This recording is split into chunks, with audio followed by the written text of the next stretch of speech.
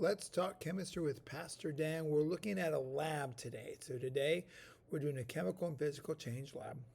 You can either download the lab or you can copy it off the notes here. So we have chemical and physical change. We're going to run a bunch of reactions. Now what I did is I either took a picture or shot a short video of each process so you can see it. So here's the procedure. There are a couple pre-lab questions to make sure that you know what you're talking about. Now, when you do the lab itself, you go through and identify what you see for each time. When you talk about ripped paper, don't tell me it looks like ripped paper. Be specific what that means. Heated paper, sodium and water, silver nitrate, and sodium, magnesium, heated magnesium, hydrochloric acid, copper sulfate before mortar and pestle, after mortar and pestle, after heating, okay? And then from each of those, I want you to tell me if it's a chemical, physical change, and explain. No, that just doesn't mean because it's a new substance. How do you know it's a new substance? Once you do all that, then we have two questions here, two indications of a chemical change, two indications of a physical change, and of course the conclusion. All right, so let's go over to the lab. The first thing that we did was we did the paper, and I just took a picture. So there's the paper.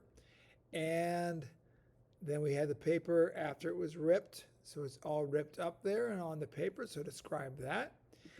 Then we burnt the paper, which is right here. So that's the paper on fire. And then what it looked like when the process is done. So that was the first process through all that stuff. All right, next we took water. So we took a regular water in a test tube. Right here is my water in my test tube. I then took some salt. There's sodium chloride. And we put that into the water. See a little bit of salt in the water there. Then we shook it up and we got salt water there. So that's a process change. You can't see the salt anymore. It's totally dissolved. All right, then to that we added silver nitrate. Now silver nitrate is a heavy metal, so we wouldn't put that down the drain. We make sure that we would add additional salt to it to precipitate all of the material out, the heavy metals out. And then when we added that together, we got this here. This is a precipitate. It's crystals that are in solution. That's called silver chloride. That's formed. All right. Now, next thing we did then is we took a piece of magnesium. So there's our magnesium pieces. In our first video, so here we put magnesium heated. So here's what happens when you heat magnesium. A little higher, a little higher. All right. So we're heating it up. You see it goes really bright, and we drop it in the evaporating dish as it gives off a bright, bright light. So that's a magnesium heated.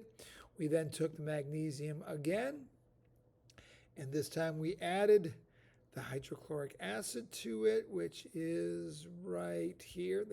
I'm doing this because, all right, now, as I add it, you see the reaction goes quite vigorous. We generate a gas. I pick it up, put it against the student's hands really lightly. It is hot. It is generating a lot of heat in that reaction. So there we go. And then that's a magnesium piece. The next thing we do is we take some copper sulfate. That's copper sulfate. We put it into a mortar and pestle and we crush it all up very finely into powder. We then put that into a test tube and we heat up the copper 2 sulfate. You see how it's starting to turn white on the end there?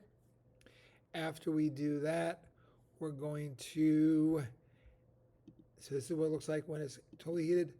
And then once it cools down, we're adding a couple drops of water to it. And you see it's starting to turn back blue again when we add the water. So those are all the steps of the lab. So all the procedure through those, all the things we looked at. Make sure you identify those. I'll have the answers as well in the conclusion.